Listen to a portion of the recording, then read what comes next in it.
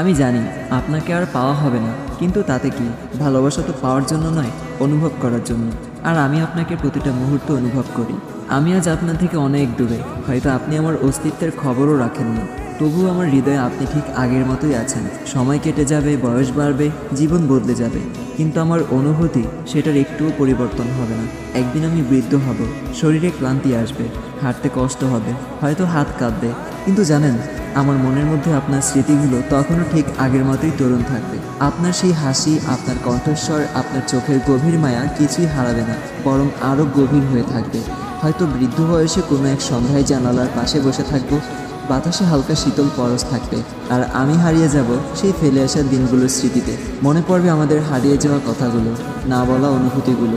মনে পড়বে আপনাকে পাওয়ার কি তীব্র ইচ্ছা ছিল আমার। সময় হয়তো আপনাকে আমার জীবন থেকে দূরে নিয়ে গিয়েছে, কিন্তু হৃদয় থেকে এক মুহূর্তের জন্য সরাতে পারিনি।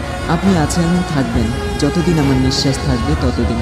জীবনের শেষ দিনেও যদি কেউ আমাকে জিজ্ঞেস করে কাউকে সত্যিকারের ভালোবেসেছে, আমি তখনও নিঃসংকোচে বলবো, হ্যাঁ, তাকে, যাকে আমি কোনোদিন পাইনি, কিন্তু ভালোবেসেছি সারা জীবন।